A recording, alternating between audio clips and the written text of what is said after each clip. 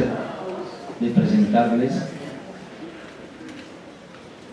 a una autoridad del derecho internacional.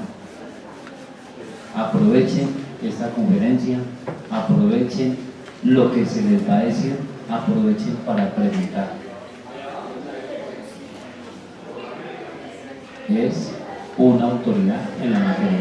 Con ustedes, la doctora Jennifer Suárez.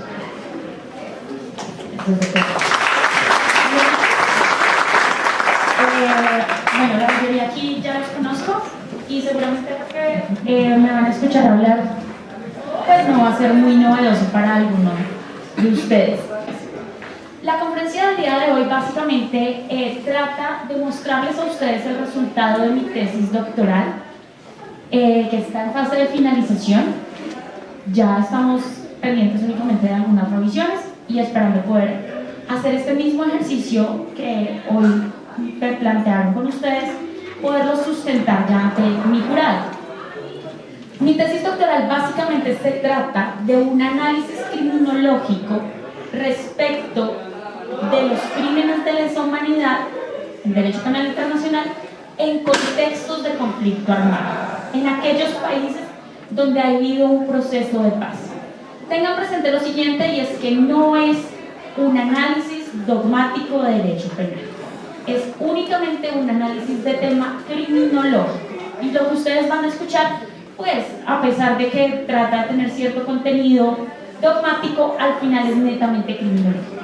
¿Eso en qué punto nos deja? Lo primero que ustedes tienen que saber es que yo parto de una teoría de la criminología crítica.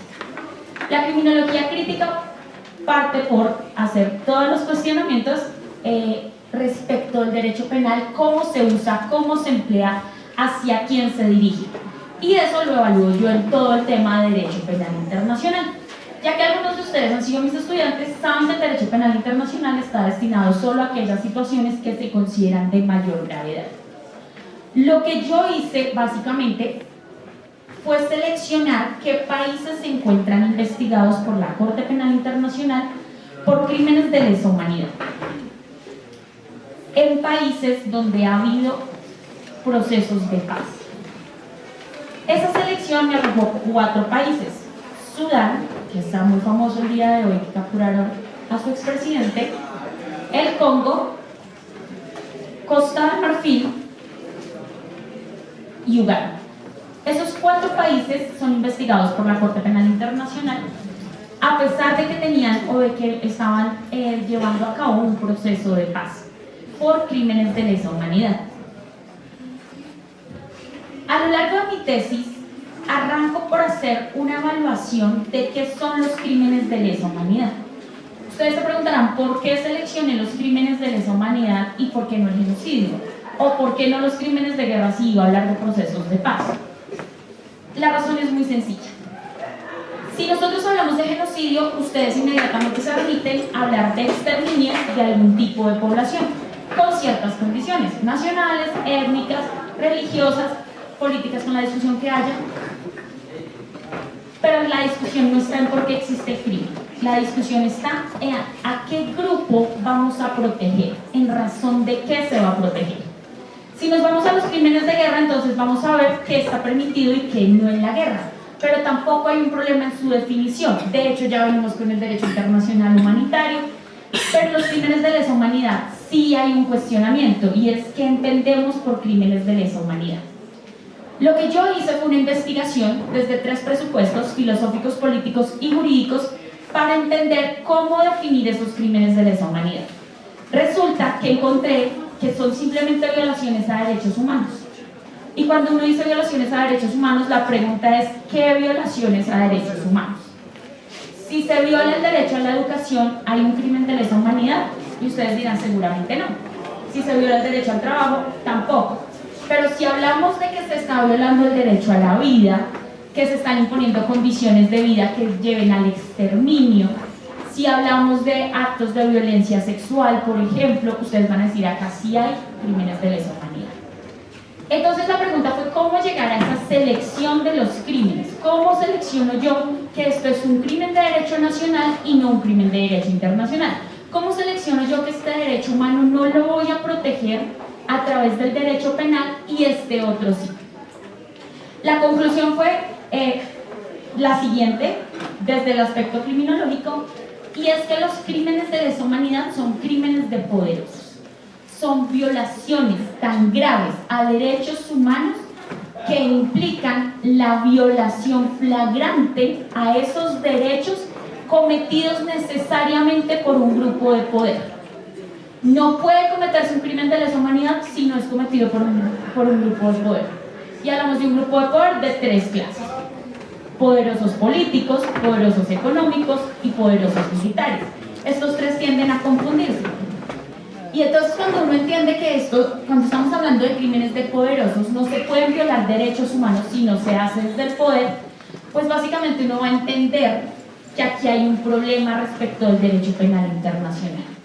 Y es que el Estado es uno de esos grupos poderosos en los tres ámbitos: político, económico, militar, y que incluso se mezcla con los grupos más poderosos para ejecutar esas violaciones masivas a derechos humanos, donde se empieza a presentar la dicotomía entre cómo el Estado se compromete internacionalmente a proteger derechos humanos, pero a veces termina siendo el mismo Estado o el que viola derechos humanos o el que resulta indiferente ante esa violación a derechos humanos.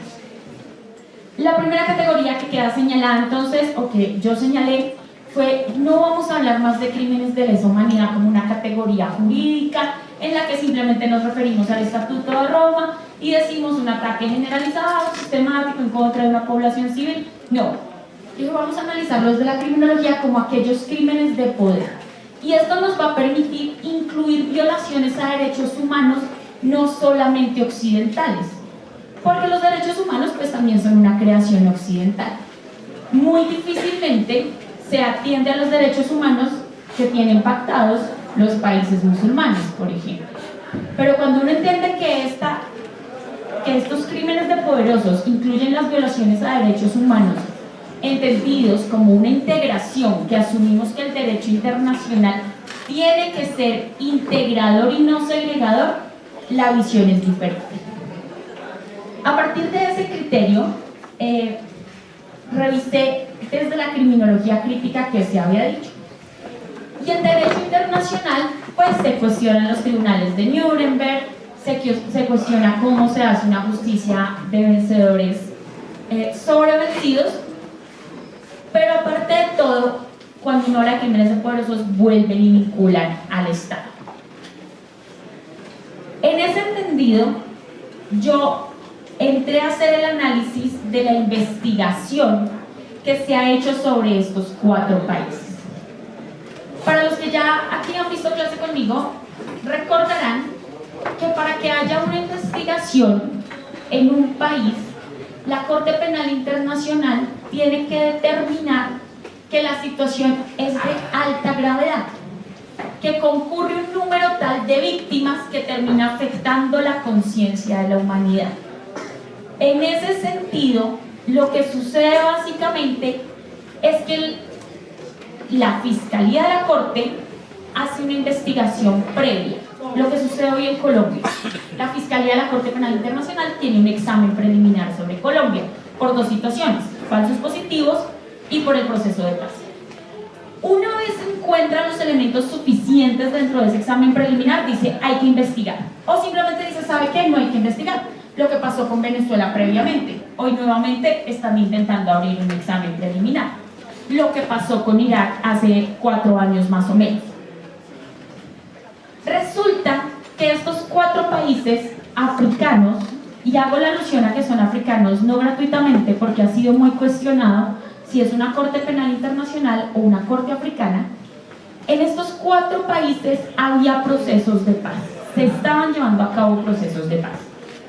Y yo me empecé a preguntar por qué están investigando estos países. ¿Por qué si en Colombia ocurren violaciones iguales o más graves no se investigan? ¿Por qué si en México ocurren violaciones tan o más graves la Corte Penal no investiga? Y desde la criminología pues uno dice es que hay factores no jurídicos.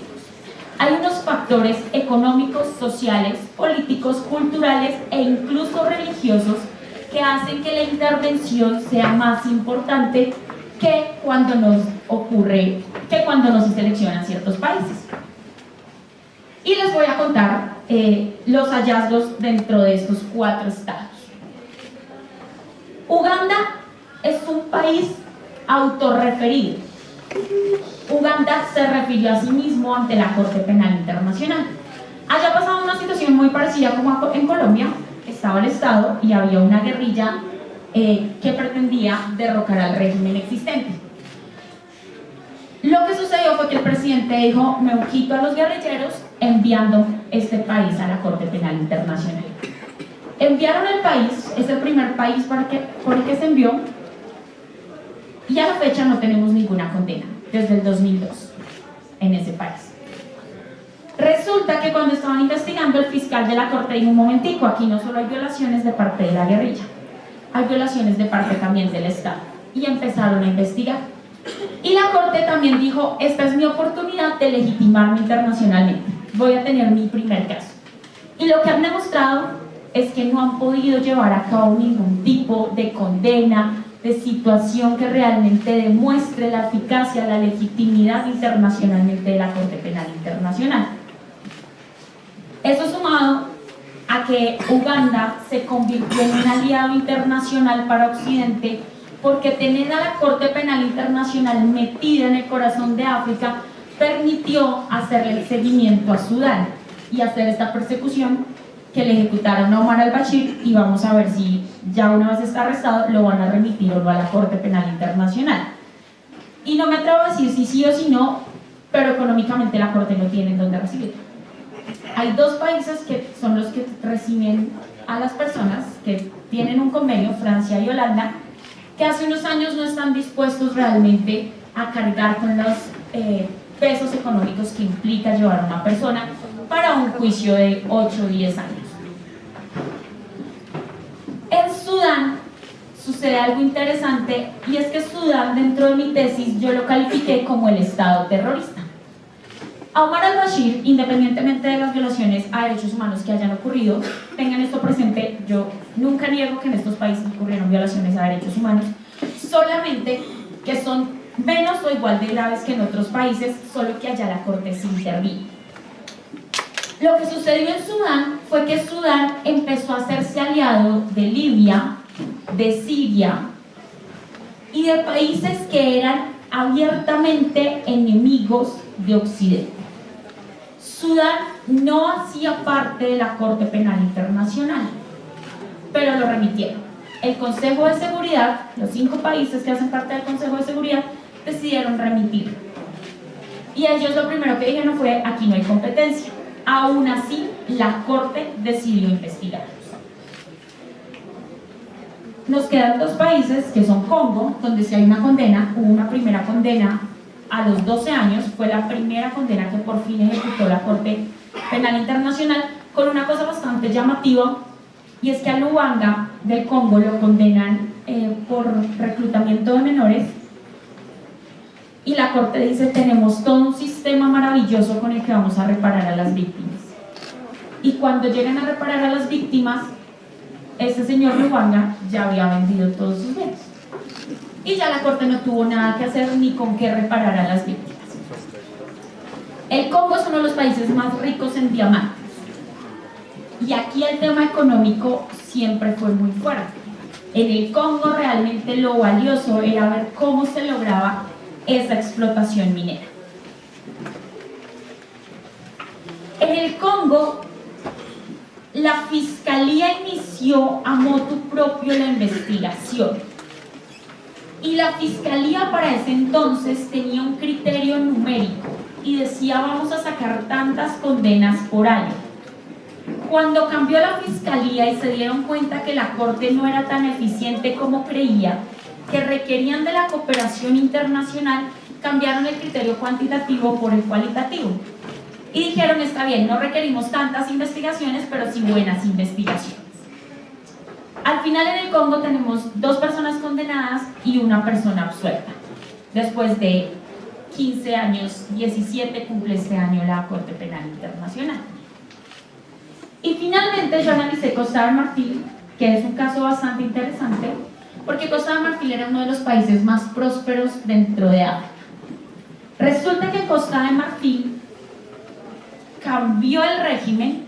Voy a utilizar dos términos, más para relacionarlos con Colombia, a que realmente sean del todo ciertos. Resulta que en Costa de Marfil había un régimen de derecha y cambió a un régimen de izquierda, que inició a nacionalizar todos los establecimientos, toda la producción de cacao. Costa de Marfil es uno de los países más ricos en cacao.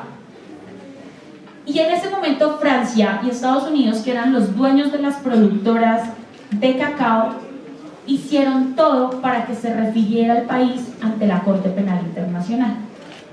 Fíjense que la discusión no solo fue económica, sí fue económica, pero el tema no era la producción de cacao. El tema era la mano de obra. Costa de Marfil tiene uno de los índices más altos de explotación infantil. Quienes hacen la explotación de cacao son niños. Los grupos al margen de la ley, el Estado, los estados que han intervenido pelean y luchan básicamente por esa mano de obra infantil para la producción de cacao muy barata. En todos estos países se trataron de llevar a cabo procesos de paz. Cuando la Corte Penal Internacional ingresó, rechazó los procesos de paz. Tengan en cuenta que es una cultura jurídica totalmente diferente a la de nosotros. Nuestra cultura jurídica, mal que bien, es occidental. Y rechazó cualquier tipo de proceso restaurativo.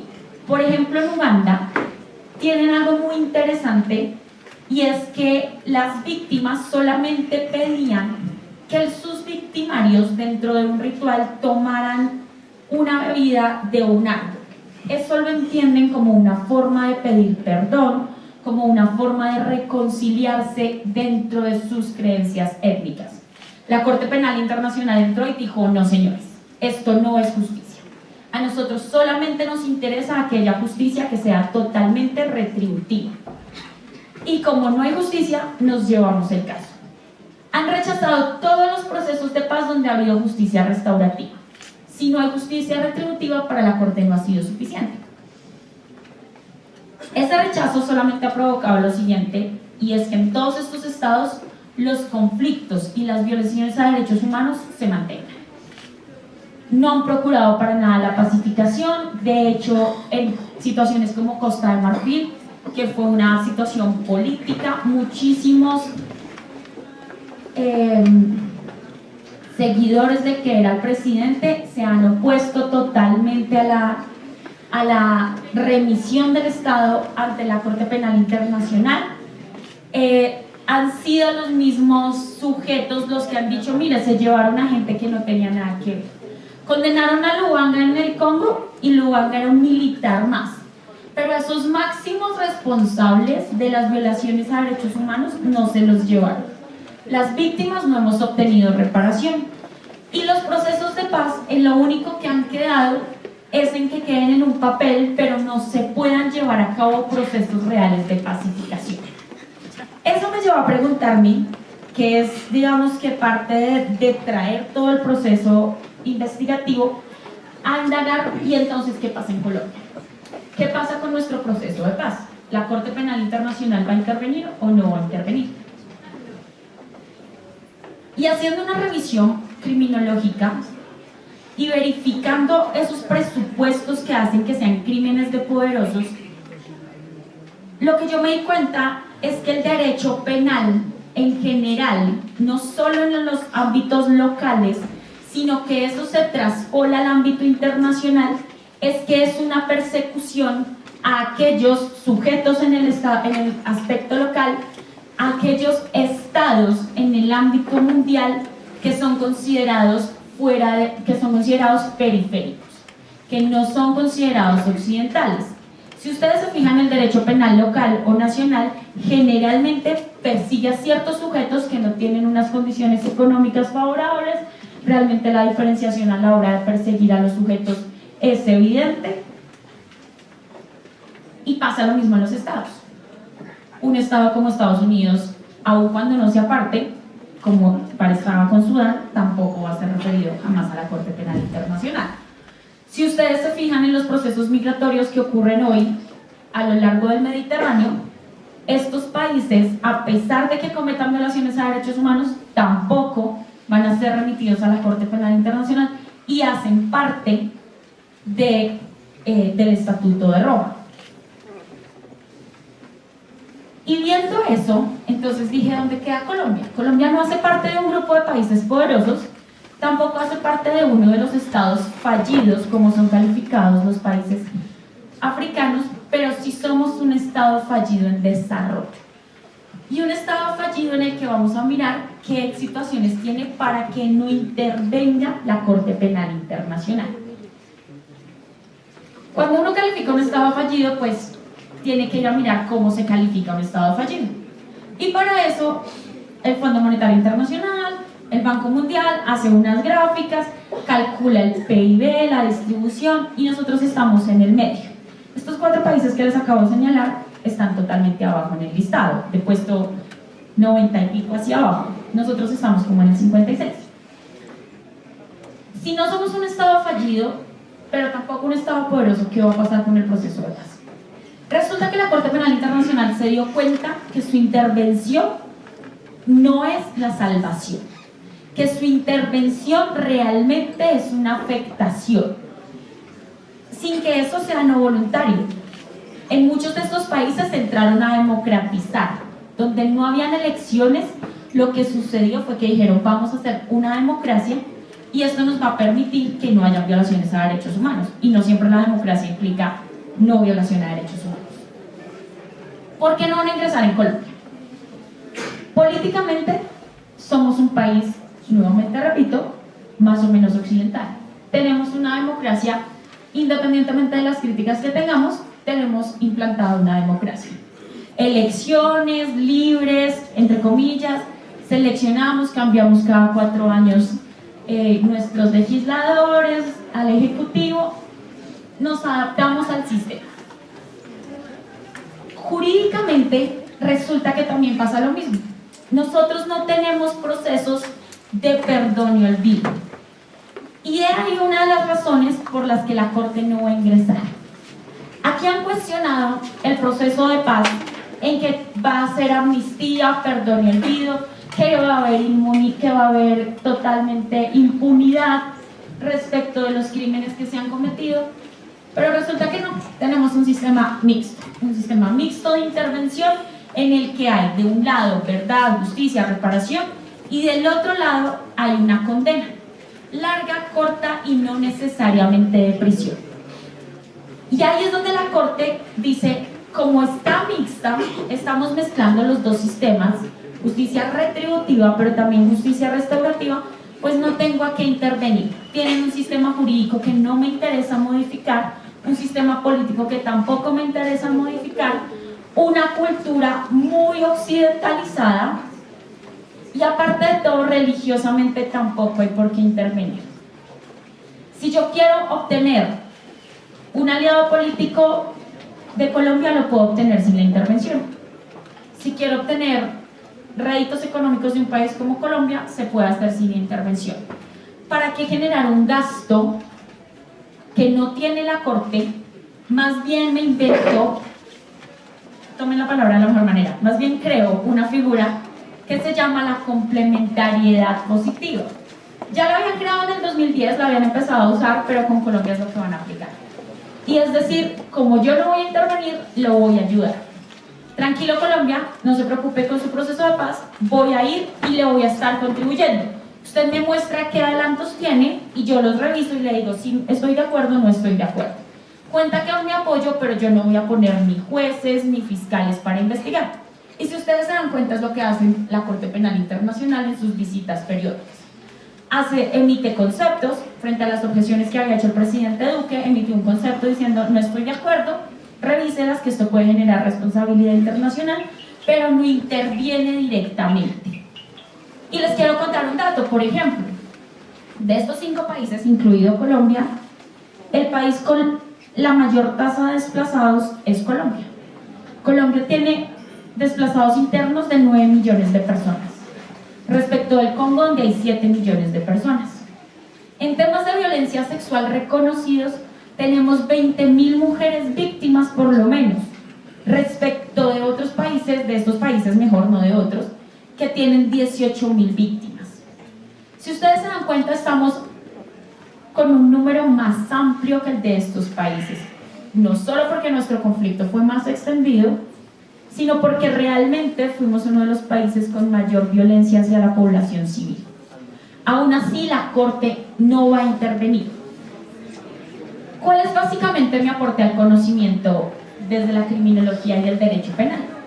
Lo que yo aporto es la concepción de los crímenes de lesa humanidad como crímenes de poderosos, un análisis no solo económico sino político de la construcción del crimen de lesa humanidad, una calificación de la Corte Penal Internacional como segregadora y selectiva, y por último señalar que la Corte Penal Internacional no interviene en países que sean parte de los aliados de esos 5 estados poderosos y que se encuentran más o menos occidentalizados. Para decir que la Corte Penal Internacional lo que busca es promover una homogeneización de todas las políticas internacionales respecto de países que aún no lo tienen en los ámbitos económicos, sociales, culturales y religiosos. Básicamente esa es mi investigación, espero no haber sido muy corta o muy extensa en la explicación y que haya quedado más o menos claro para ustedes. Muchísimas gracias. Doctora Jennifer, le agradecemos su valiosos aportes. Si alguno del público tiene alguna pregunta para la doctora Jennifer, este es el momento, si no pasamos con el siguiente conferencista, el doctor Pedro.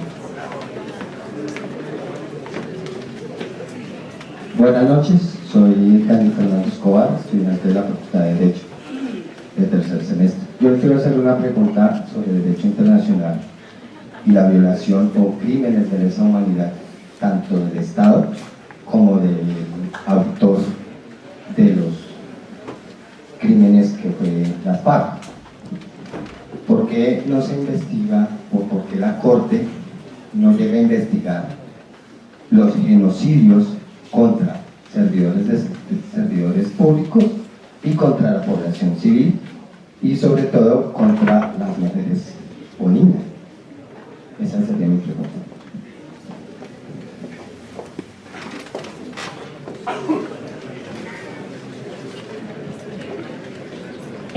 Bien, ahí tenemos que hacer varias precisiones. El genocidio básicamente se dirige a personas o sujetos que mediante cualquier acto de los que están señalados en el Estatuto de Roma trata de eliminar a un grupo en razón de su nacionalidad, etnia, religión, y dentro de esas situaciones pues no están los grupos como las mujeres, por ejemplo. Ahora, el genocidio político internacionalmente no existe. En Colombia sí existe porque tenemos tristemente la historia de la Unión Patriótica. En Colombia no se investiga como un genocidio porque los hechos que tú dices, la muerte a servidores públicos, por ejemplo, no fueron dirigidos a destruir al grupo como tal. La muerte de servidores públicos no siempre se dirigió a eliminar al grupo político, dejando la salvedad nuevamente de la Unión Patriótica, ¿no? Que sí estamos calificándola como genocidio, a pesar de que la Comisión Interamericana de Derechos Humanos lo rechazó. Entonces creo que el calificativo no es un genocidio. Lo que sí se hace es una investigación por crímenes de lesa humanidad, eso sí. Y en este momento la JEP tiene a su cargo esas investigaciones. Investigaciones como las violaciones o las agresiones sexuales a mujeres hacen parte de competencia de la JEP. Y a diferencia de lo que normalmente suelen decir en noticias, sí tienen un tipo de condena. Está condicionada, tiene varios requisitos, pero sí la tienen. No es que no se investigue, lo que no se investiga es bajo el calificativo de genocidio, pero porque bajo una tipicidad estricta no podríamos calificarlo como tal. ¿Alguien más?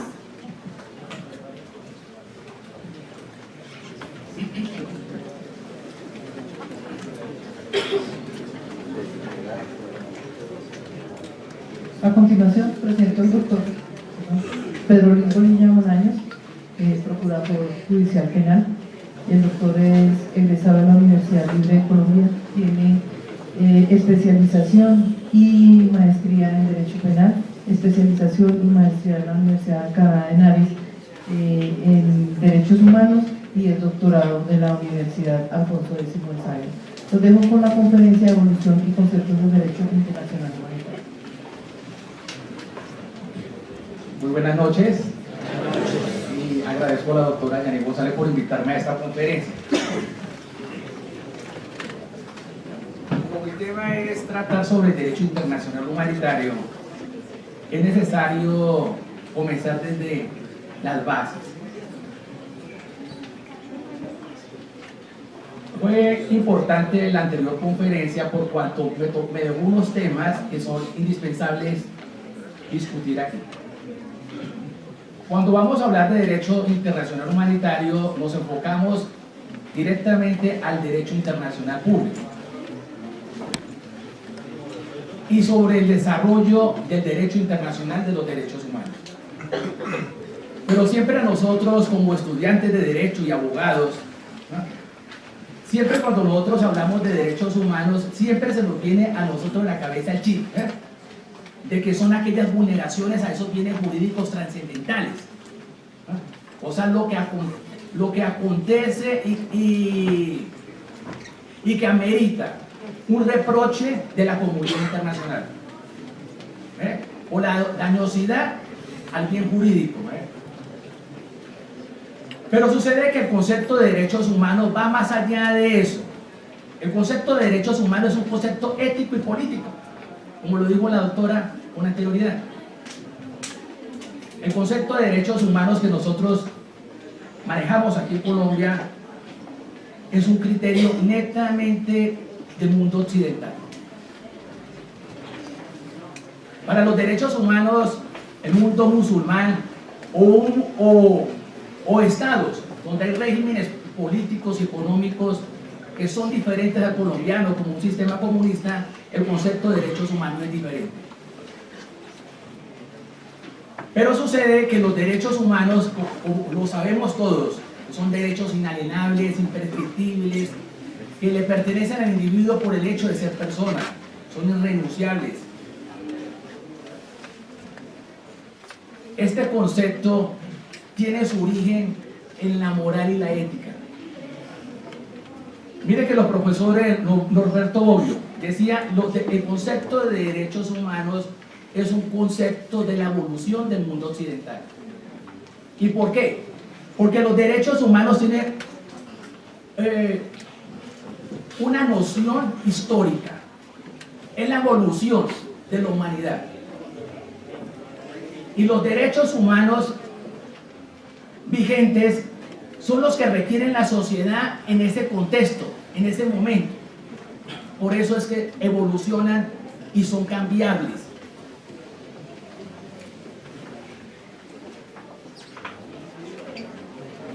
Siempre cuando nosotros hablamos de derechos humanos desde el contexto del derecho internacional, y así debe ser porque así fue el origen, porque todos sabemos muy bien cuando aconteció en Europa el origen del derecho positivo esencial, ¿me entiendes? Donde está estipulado todo el fundamento de los derechos humanos.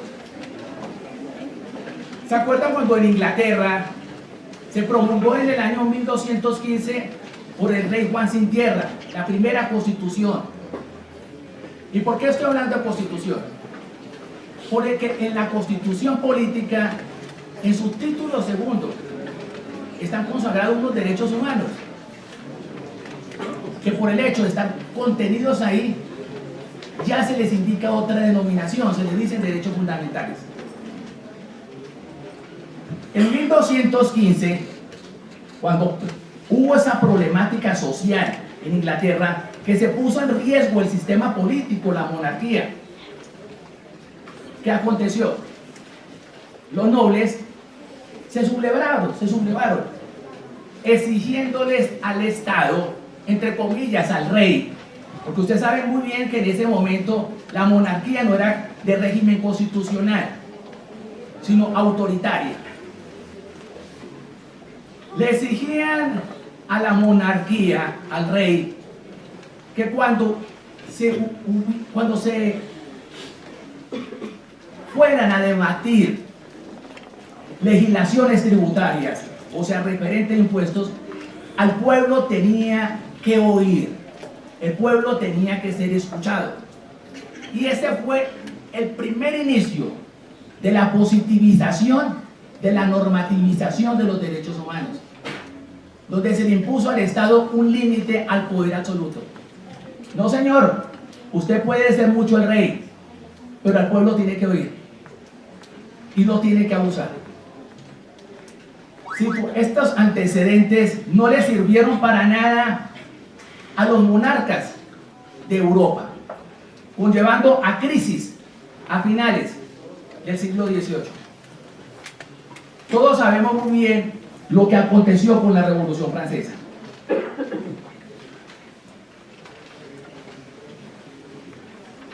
Acontece este conflicto social en Francia y culmina con la promulgación de los derechos del hombre, que fueron traducidos aquí por el precursor de la independencia, Antonio Nariño, del francés al español.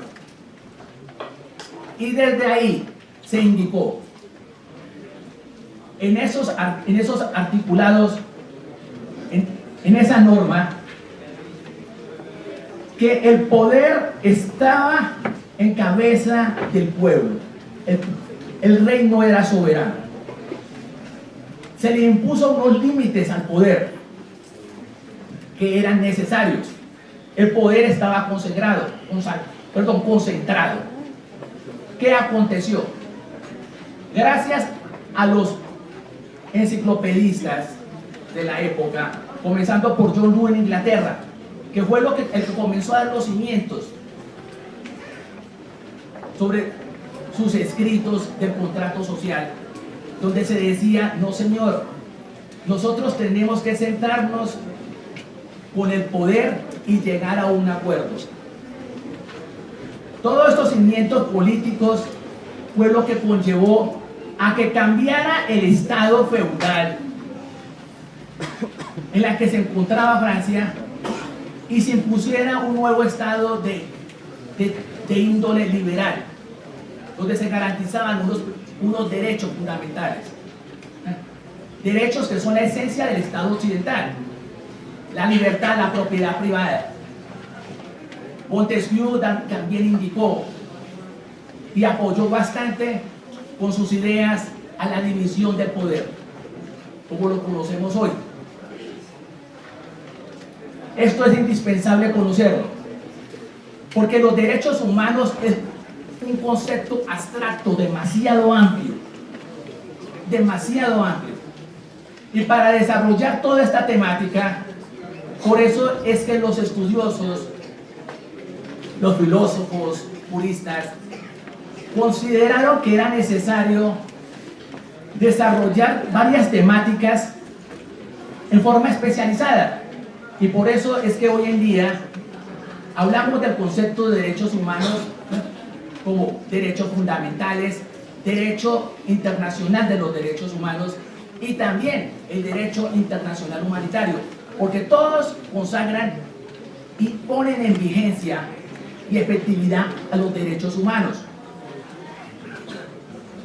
Estoy indicando esto porque mi tema era el derecho internacional humanitario, pero necesito dejar bases. El doctor Robert Alexis, me gusta el concepto que tiene él sobre derechos fundamentales. Dice: los derechos fundamentales son supranormativos, son morales, pero con el hecho de que el Estado los integre a sus constituciones políticas, ya se les denomina así. Y eso es así. Pero ojo, la Constitución Política ha indicado en su artículo 94 que por el solo hecho de que un derecho fundamental esté consagrado en la Constitución Política o también esté reconocido por un convenio referente a derechos humanos, esto no significa que se puedan reconocer por parte de los servidores públicos y por parte de la sociedad otros derechos fundamentales. Porque como lo dijo el profesor Norberto Bobbio, son derechos históricos, evolucionan y se mutan y cambian, teniendo en cuenta las necesidades de la sociedad. Es por ello que cualquier juez de la República o un juez constitucional debe garantizar un derecho fundamental, aunque no esté consagrado dentro de la Constitución Política como tal. ¿Entendieron? Muy bien. Y cuando tratamos el tema del derecho internacional de los derechos humanos, es lógico pensarlo como estaba indicado en un comienzo, que tan solo los estados partes tenían la obligación de garantizar estos derechos. ¿Pero por qué? Porque los estados partes eran los que suscribían los tratados referentes a derechos humanos. Pero la doctrina ha evolucionado y las cosas tampoco no son así ahora. Se indicaba que los estados tan solo eran parte en cumplimiento del principio pacta sunt servanda, principio que está consagrado en la Convención de Viena de 1969, que trata sobre los tratados. Hoy en día, los organismos internacionales de derechos humanos, y en especial la Corte Penal Internacional, por ello, dentro de su competencia, sanciona a los particulares que infrinjan gravemente a los derechos humanos. La doctora nos indicó con anterioridad, habló sobre delitos de lesa humanidad. Y así debe ser. Porque no solo los estados afectan el carácter de dignidad humana, que es el desarrollo político, filosófico y jurídico del Estado Social de Derecho que es Colombia. Y es el fundamento político de todo el mundo occidental. También los particulares pueden transgredir, infringir gravemente los derechos humanos.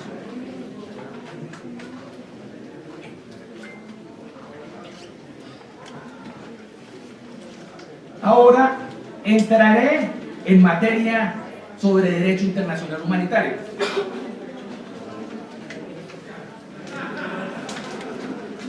¿Se acuerdan ustedes cuando nosotros vamos al cine, a la televisión, de las películas de la antigua Grecia, cuando iban a iniciar las Olimpiadas, se suspendían las batallas, las guerras, y llegaban a un acuerdo multilateral por parte de los ciudades-estado en las que estaba conformada Grecia. Así fue que comenzó a desarrollarse el derecho humanitario, internacional humanitario. La base y la esencia del derecho internacional humanitario fue consuetudinaria, fue puras costumbres, como aconteció también con el derecho internacional público. ¿Qué acontecía? A veces llegaban a acuerdos, pero eran de carácter netamente bilateral. O sea, interpartes entre dos estados y nada más, donde se podía suspender una batalla por cuestiones políticas, religiosas o de otra índole, pero solamente por ese motivo y nada más. Pero culminada la situación, la batalla continuaba. Ahí comenzó a generarse también, además de los principios del derecho consuetudinario, también unas bases convencionales, unos convenios, aunque eran bilaterales entre dos partes, pero esto dio evolución a que al futuro se positivizara, se normativizara unas reglas claras de control para la guerra, para los conflictos. Llegamos a finales del siglo XIX, existía la problemática en Italia sobre la unificación. Italia tenía una problemática grave, que ante la carencia, de existir una nación unida, había problemas de identidad tan graves que el idioma italiano, para que pudiera desarrollarse como dialecto a idioma, ¿no?, fue de los últimos idiomas de origen latín que tuvo esa problemática. Aconteció una guerra, la guerra de Solferino, al norte de Italia. Algunos actores en ese conflicto querían la unificación de algunos estados italianos, otros no. Habían otras potencias extranjeras como Austria, que tenía también sus pretensiones sobre ese conflicto. Pero sucedió lo siguiente: Henry Dunant, al verificar en 1859, cuando aconteció esta batalla, vio unas injusticias que se presentaban en los combatientes, en los heridos de batalla. Nadie los levantaba, no le prestaban atención sanitaria, se morían. Cuestiones de inhumanidad gravísimas. Esto fue lo que conllevó a que Henry Dunant, que fue el fundador de la Cruz Roja Internacional, escribiera un libro donde se indicó toda esa problemática y que le llamó Recuerdo Solferino. Se reúne en la Conferencia Internacional en Suiza en 1864. Y hubo representatividad de varias naciones en ese momento. Pluripotensarios. Tenían la facultad de tomar decisiones. Y suscribieron la primera convención de Ginebra, el primer convenio de Ginebra. Lo que sucede es que cuando nosotros hablamos de convenio de Ginebra, inmediatamente nos vamos, después de la Segunda Guerra Mundial, al año 1949, a los 4 convenios que todos conocemos de Ginebra. Pero la primera convención de Ginebra fue de 1864 y fue la primera vez y que dio inicio a la positivización, normativización del derecho internacional humanitario. Es la primera norma de derechos humanos, de derecho internacional humanitario. Claro, lo que pretendía ese convenio era humanizar el conflicto y atender a los heridos y enfermos combatientes. Ahí no trataron a la población civil dentro de ese primer convenio. Eso fue mucho posterior. Entonces, con ese primer convenio de Ginebra de 1864 fue el gran avance, fue el primer convenio de derecho internacional humanitario y fue su gran avance, porque ya no era un convenio de carácter bilateral de 2 estados, lo habían suscrito 17 estados. Además, en él se indicó que en estas clases de conflictos eran necesarios algunos organismos de carácter neutral que pudieran atender necesidades de las víctimas, y se indicó la existencia de la Cruz Roja y su política esencial: defender los derechos humanos y la emblemática, la distinción de ellos.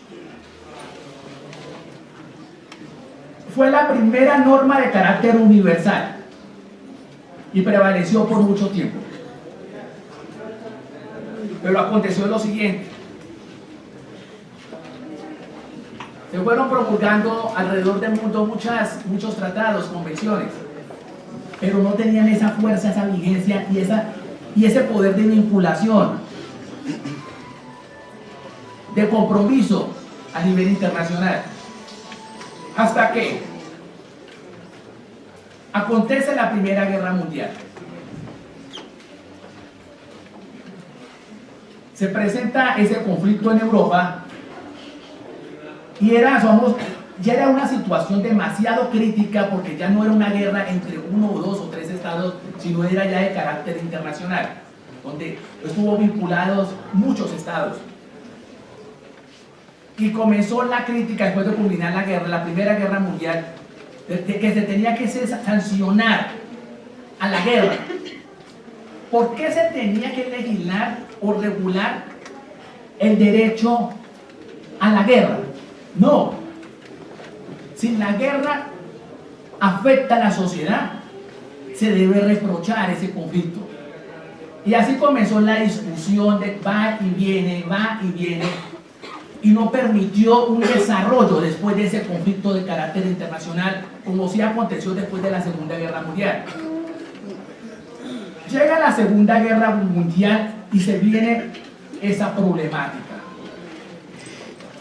La normatividad, o sea, el primer convenio de Ginebra tan solo garantizaba derechos, pero a los combatientes y la población civil, ¿qué? Y los bienes protegidos de los civiles. Culmina la Segunda Guerra Mundial y da el surgimiento, el avance y el desarrollo, el gran desarrollo del derecho internacional humanitario y del derecho internacional de los derechos humanos. Se promulgan 4 convenios esenciales y es la normatividad vigente que tenemos en cuenta para poder garantizar esta normatividad de los conflictos. Pero miren lo que aconteció en la Segunda Guerra Mundial. Situaciones que fueron muy críticas. Alemania pierde la guerra. Los aliados deben hacer justicia. Se hace la mesa, hacer justicia. Los aliados el tribunal de Nuremberg, ponen el tribunal de Nuremberg para condenar a los criminales de guerra, a los que infringieron gravemente a la población civil y a los combatientes. ¿Y qué fue lo que aconteció? Como no había normatividad clara que desarrollara todo el derecho internacional humanitario, y también se presentaron conflictos gravísimos en el momento de la adecuación típica de esos delitos en que incurrieron los infractores, los criminales de guerra, porque los tipos penales de genocidio, de lesa humanidad, esos conceptos todavía no se habían desarrollado fuertemente ni se habían normativizado. No existía una legislación en el derecho internacional público que consagrara eso. Y esa fue la primera problemática que tuvieron los jueces. ¿Cómo vamos a condenar a los criminales de guerra por delitos de lesa humanidad si yo no tengo una norma? Yo infringiría el principio de legalidad, la estricta tipicidad. ¿Cómo voy a sancionar a alguien por tal delito si no existe una norma persistente antes? Y esa fue la problemática que aconteció en ese momento. Entonces dijeron los jueces, ¿qué vamos a hacer? Y ahí se puso en evidencia una de las crisis que presentó el derecho positivo. Porque también es otra de las situaciones que nosotros tenemos que verificar muy bien. Que lo que se encuentra consagrado en la norma en muchas ocasiones no es justo. En Europa estaba permitido por la ley alemana, porque tiene un fundamento racista. El nacionalsocialismo, el nazismo era así, que matar judíos no era delito. Lo mismo que aconteció con la esclavitud. La esclavitud tampoco era delito, era permitido por la ley. Y la Santa Inquisición también, donde se quemó mucha gente en la hoguera, permitido por la ley. Entonces esa fue la crisis que se presentó en el derecho positivo. Entonces díselo, a impartir justicia no puede ser del tribunal de Nuremberg. Indican, ¿qué tenemos que hacer? Acudir al derecho natural, otra vez para atrás. Acudir a esos principios que son eternos, universales de la humanidad. Principios éticos, morales. Y ese es el fundamento del jus cogens, el derecho de gentes. Y mírese que el fundamento del jus cogens, el derecho de gentes, es muy similar cuando nosotros estudiamos el concepto del profesor Kelsen, cuando habla sobre la jerarquización de la normatividad, donde deja en la cúspide a la constitución política y al bloque de constitucionalidad. En el jus cogens pasa idéntico, como lo indica la Convención de Viena de 1969. Todo tratado que afecte el jus cogens se declarará nulo. Es un control dentro del derecho internacional público. ¿Y por qué es indispensable hablar del jus cogens? Porque es el fortalecimiento de los derechos humanos. Es un control por parte de la comunidad internacional, basado en principios éticos y morales. Es que yo puedo colocar un ejemplo que afecte el jus cogens.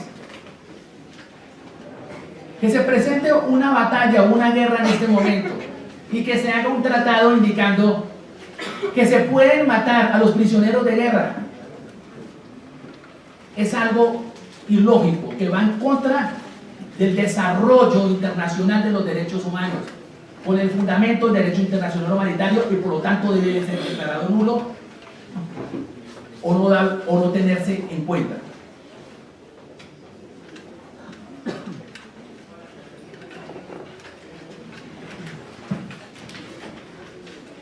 Entonces, nace toda la normatividad del derecho internacional humanitario por los 4 protocolos proferidos en Ginebra en 1949.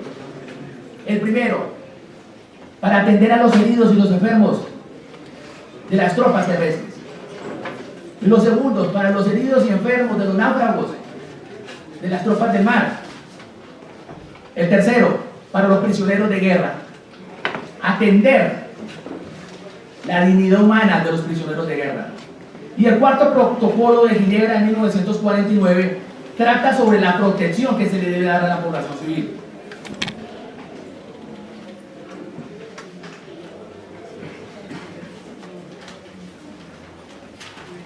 Y posteriormente, en 1977, se promulgan 2 protocolos adicionales. El primer protocolo, atención a las víctimas de los conflictos de carácter internacional. Y el segundo protocolo, atención a las víctimas de conflictos de carácter interno, como es Colombia. Este es el protocolo que cobija a Colombia con la situación problemática social en que vivimos. Además, también el artículo 3 común a los 4 convenios de Ginebra.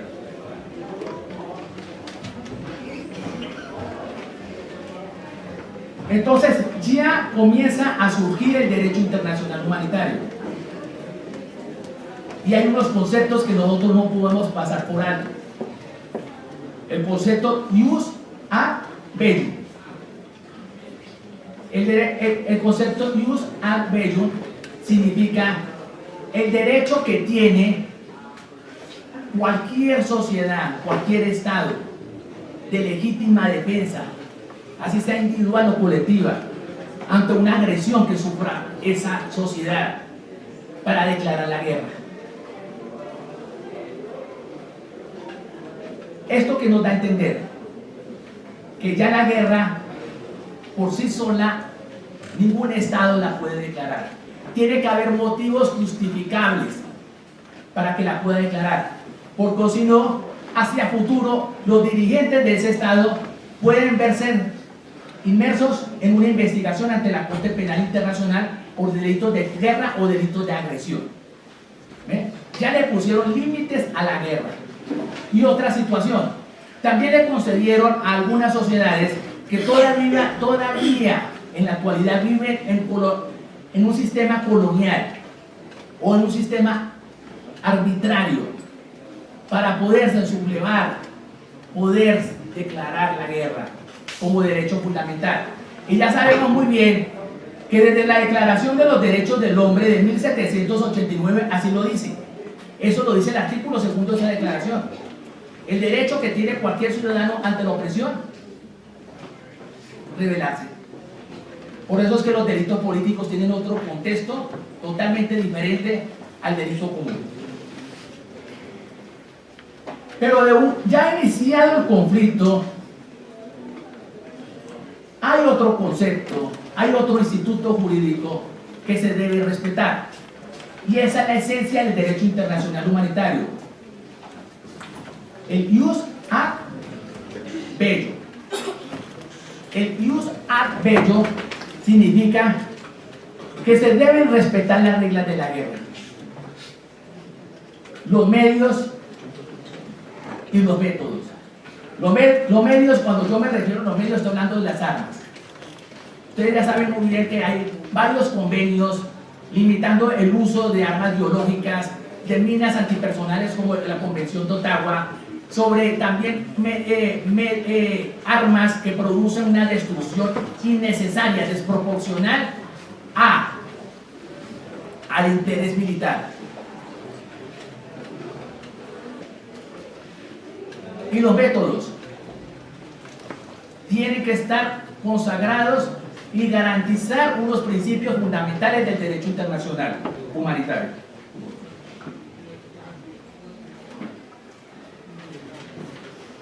Y los principios del derecho internacional humanitario, lo más importantes son humanidad, es cierto, dignidad humana. Es que sobre este concepto es que se edifica no solamente el derecho internacional humanitario, el derecho internacional de los derechos humanos, sino toda la normatividad existente en el mundo. Es que si ustedes ponen a verificar en qué consiste un código punitivo, garantizar bienes jurídicos tutelados. ¿Y qué es un bien jurídico tutelado? Es un derecho fundamental, pero que en el código punitivo se le dice bien jurídico tutelado. Cuando yo estoy condenando a alguien por homicidio es porque afectó el bien jurídico tutelado de la vida, que es también el derecho fundamental de la vida. Entonces, esa es la legislación, desarrollo de derechos humanos. Pero por lo abstracto, ese campo jurídico tan inmenso, se hizo necesario de ampliar los conceptos y clasificarlos por especialidades. Y así es lo mejor. Principio de igualdad entre los beligerantes. ¿Qué es ser beligerantes? Es ser sujeto del derecho internacional público. Pero por el hecho de ser yo sujeto dentro del derecho internacional público como beligerante, me voy a colocar el ejemplo. Yo soy un insurgente, adquiero unas obligaciones, pero también tengo unos derechos. Pero esas obligaciones tengo que cumplirlas a cabalidad, porque en un momento dado puedo perder el carácter de beligerante.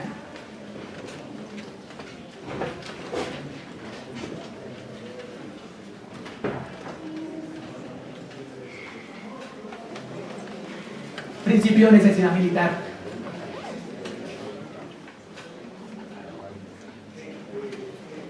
El principio de necesidad militar consiste en no causar ese daño excesivo al contrincante. Va muy ligado con el principio de proporcionalidad y de humanidad. Si el propósito del combate, de la batalla, es atacar al enemigo, se entiende que el enemigo es el combatiente. Y aquellos objetivos militares, claro, pero que conlleven una relevancia y una necesidad militar.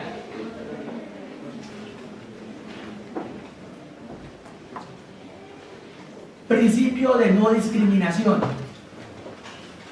En un conflicto armado, a las personas no se les puede discriminar por ningún motivo, por índole religioso, político, social, sexual, etc.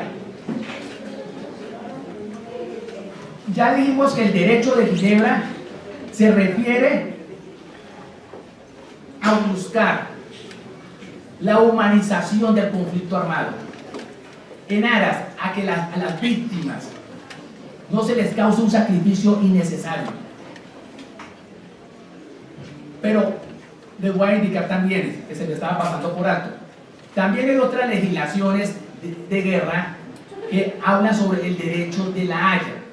El derecho de la Haya trata sobre los métodos y los medios que se pueden utilizar, que son lícitos dentro de un conflicto armado. Pero el derecho de Ginebra, en realidad, lo que protege son las personas y bienes de los individuos, de las sociedades, que no se vayan a afectar. O sea, que no se vayan a afectar a los no combatientes y a los bienes de la sociedad, que no son objetivo militar.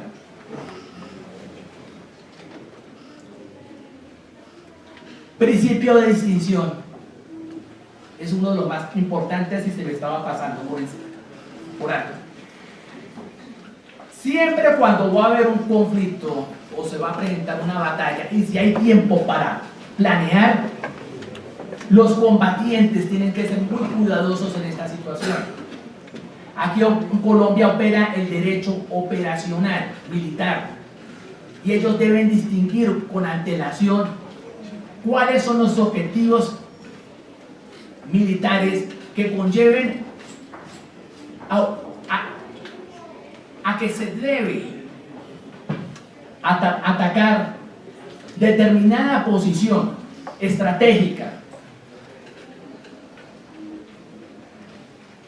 Los no combatientes, que son la población civil, aquellas personas también que deponen las armas, los enfermos, los heridos, los prisioneros de guerra, también tienen un privilegio por medio de este principio de distinción.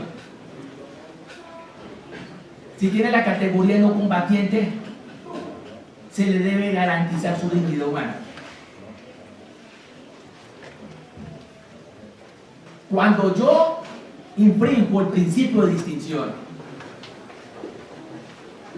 como combatiente, ataco a determinada población, porque yo creo que en esa casa, en ese lugar, existen enemigos míos, pero yo no soy cuidadoso en analizar esa situación, y al momento yo de atacar y pueda afectar a otros individuos, causa un daño colateral. En conclusión, el concepto de daño colateral son aquellas situaciones accidentales, pero que puede ser a causa de la imprudencia de parte del combatiente, porque el combatiente tiene que hacer unos estudios serios y saber muy bien cuál va a ser su estrategia militar, su táctica militar que va a llevar a cabo en el combate. Estos daños colaterales pueden conllevar a futuro investigaciones de carácter penal, de índole nacional o internacional.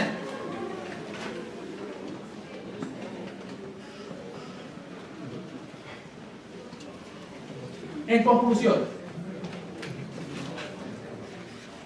conclusión, las fuentes del derecho internacional humanitario son dos. En un comienzo, lo consuetudinario y posteriormente lo convencional, los tratados internacionales de derechos humanos.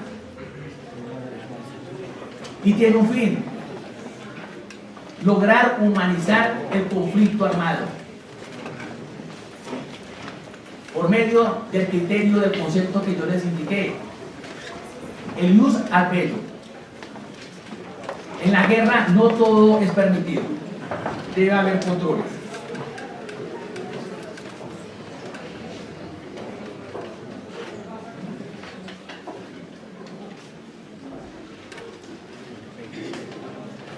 ¿Tienen preguntas al respecto?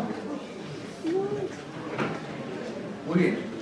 Profe, yo conocí un caso en el Guaviare donde un oficial del Ejército Nacional, pues como esa zona pues es bastante violenta y conflictiva, en ese momento estaban siguiendo a una persona, profe. Ya lo tenían vigilado. Y el señor resulta que el método de transporte en los pueblos era la motocicleta, ¿verdad? El señor que estaban persiguiendo los militares toma uno de esos mototaxis y se va a escapar del pueblo.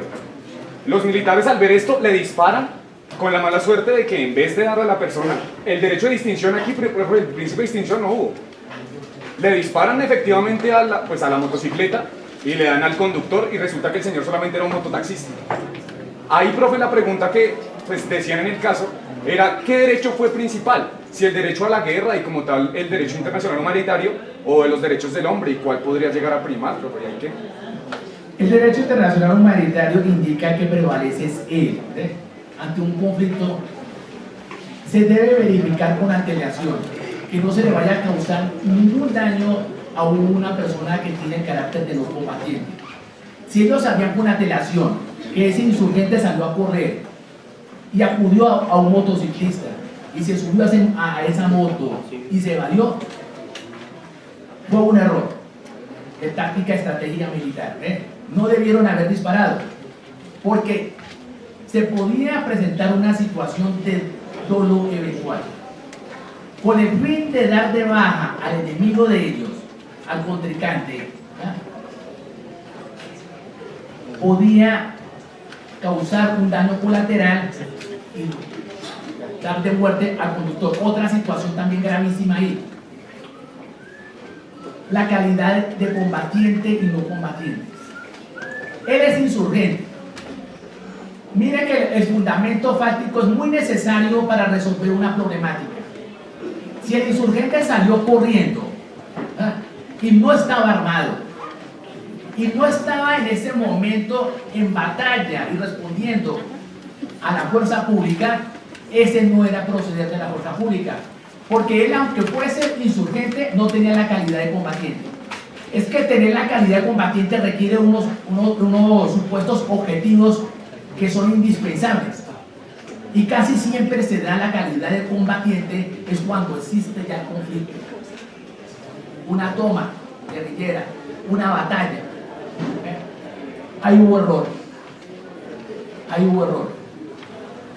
Usted me dice que el insurgente salió corriendo y se montó una motocicleta y acarrapó. Si así fue la situación, fue grave. Profe, y pues como no asesinan al insurgente, pero sí muere el mototaxista, ahí, ¿cómo entraría a responder militarmente el hombre que había disparado el arma? El militar, ahí, ¿cómo sería la responsabilidad, profe? Lo que sucede es que ellos tienen que basarse sobre el derecho operacional. Todo dentro de la fuerza pública está arreglado. Si pasó por alto una regla, una normatividad, infringió el deber objetivo de cuidado. Ojo, no estoy indicando que los militares hayan actuado de mala fe y que tenían la intención de causar daño, causar la muerte del conductor de la moto, pero debieron haber sido más precavidos en esa situación. Una imprudencia. Esa es la actitud del imprudente, una actitud arrebatada. ¿No? La gran ventaja de eso es que el Estado debe responder para indemnizar a la... ¿Preguntas?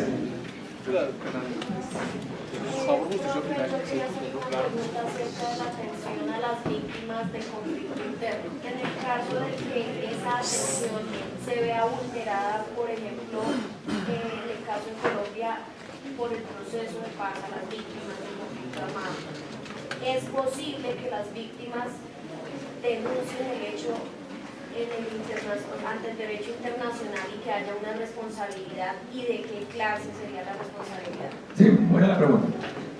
El derecho contemporáneo penal, el de hoy, y ya hablamos de derecho penal internacional porque ya la legislación está globalizada, la sociedad de hoy en día está globalizada, y de eso tenemos que ser conscientes.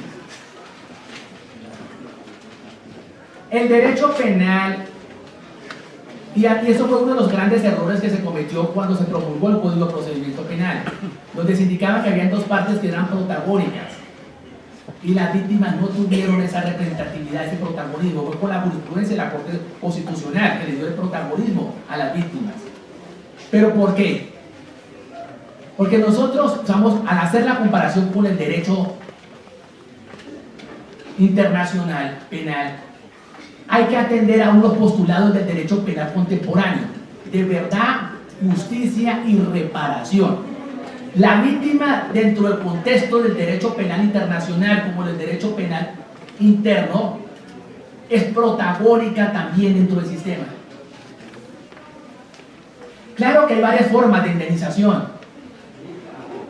hay varias formas de reparación, no solamente la pecuniaria, pero el Estado debe atender esa necesidad. Y a veces las víctimas ni siquiera requieren de dinero, sino que les digan la verdad. ¿Dónde están los restos de sus familiares? ¿Qué fue lo que aconteció? Si lo desapareció la fuerza pública o la guerrilla o los paramilitares, pero que les digan la verdad. La verdad es más valiosa que el aspecto pecuniario. Y eso es lo que promulga todo el derecho penal contemporáneo hoy en día. La víctima es importante, y acuérdense muy bien que el derecho penal es resolución de conflictos sociales. Ante un conflicto armado se le debe dar un protagonismo esencial a las víctimas. Eso es lo que está haciendo la JEP. Si no se les repara a las víctimas, que puede ser de diferentes formas, claro que pueden acudir a la Corte Penal Internacional, porque el Estado fue inoperante. Ante la inoperancia del Estado se debe acogerse a esa jurisdicción de carácter internacional, porque su competencia es residual. Pero si ellos, aquí en Colombia, ese Tribunal de Paz, cumplen a cabalidad con las exigencias del derecho penal internacional y el derecho penal contemporáneo, no hay problema. A las víctimas se les va a reparar. ¿Preguntas? A mí me gusta más que me pregunten que yo hablar. Pregúntenle esto.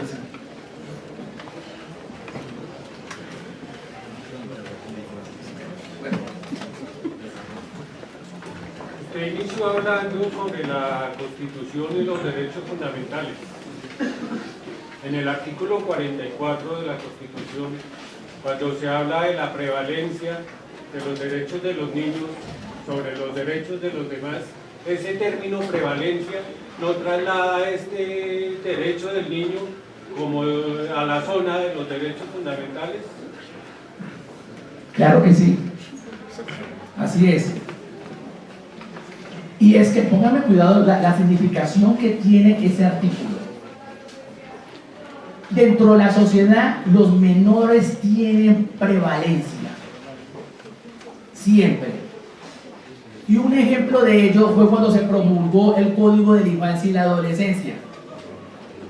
La esencia de ese código fue el principio pro infancia, donde la interpretación de la norma siempre tiene que ser favorable a los menores de edad. Y en un conflicto armado, ellos sí que prevalecen sobre los demás. Por ello es que el reclutamiento de menores en el conflicto armado es un tipo penal que merece gran sanción, porque merece gran reprochabilidad. La dañosidad es extrema. Esta fue una de las situaciones que se planteó con la competencia de la JEP. ¿Será que la JEP debe ser competente en estos tipos penales donde son víctimas los menores de edad, como abusos sexuales, como reclutamiento de menores de edad para el conflicto armado? Pero ya en la mesa de negociación se aceptó esa situación, ya hay un tratado y tenemos que respetar el principio pacta sunt servanda. El tratado es obligación para las partes. Ya subamos esos patadas de abogado, ¿no? Pero claro, los derechos de los niños prevalecen sobre toda la legislación. ¿Otra pregunta?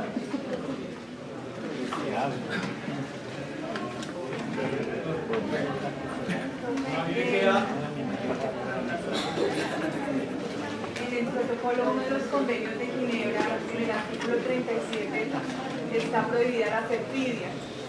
Cuando se dio el rescate de Ingrid Betancourt y sus allegados, ¿qué pasó con ese artículo en la prohibición de la perfidia? Porque evidentemente se dio que fue un engaño que se le hizo al grupo armado contrario para poder lograr su objetivo.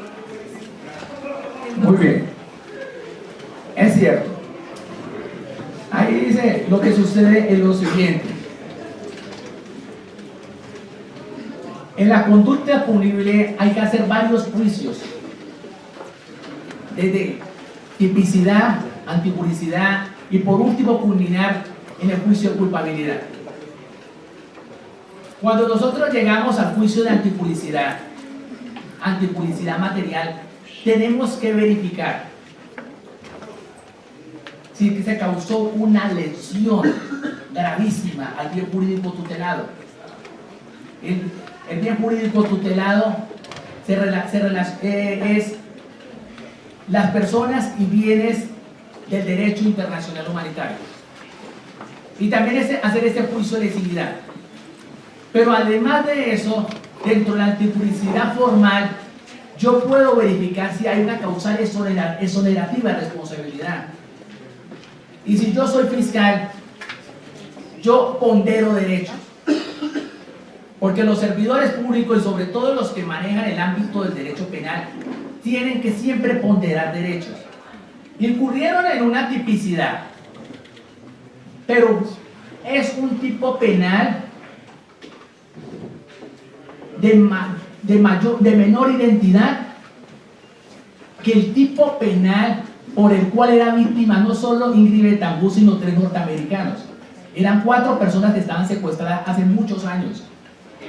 Y ojo, el hecho de estar secuestrado concurre en otras conductas como la tortura. Y lo que padece un secuestrado deja secuelas de carácter permanente. Al hacer ese juicio de antipunicidad formal, la conducta de la fuerza pública se justifica. Es justificable. Aunque fue en contra de una normatividad. Pero ojo, muchas veces a los abogados y sobre todo a nosotros los penalistas nos toca que ponderar. Y hay situaciones como el caso de legítima defensa. Si me van a causar un daño a mí, yo tengo que primero matar. Yo tengo que defender mi bien jurídico de la vida. Alguien se me acerca con un cuchillo, yo tengo un revólver, yo le dan un balazo en la cabeza. Y es lo más normal y está permitido por la ley. Lo que sucede es que nosotros tenemos que administrar justicia y ponderar derechos. ¿No pregunta? No era tanto sí como una pregunta, sino como una preocupación y como un poquito desconcertante. Luego de escucharlo usted hablar de iniciar la conferencia, basándose en los derechos fundamentales, también de escuchar a la doctora sobre la vulneración de derechos de lesa humanidad y finalizando la conclusión de la doctora que la Corte Penal Internacional no va a intervenir, nos quedamos nosotros sin esa segunda instancia que nos garantice como una decisión asertiva y una pena estricta ante los delitos de lesa humanidad. Póngame cuidado. Los organismos internacionales no son segundas instancias, ¿no? El propósito, el fundamento de la Corte Penal Internacional, su competencia residual. En aquellos estados fallidos, donde existe una justicia precaria, donde por el lapso de muchos años no llegan a investigaciones serias, a sabiendas de que existe material probatorio que permiten que sea iniciada una investigación formal.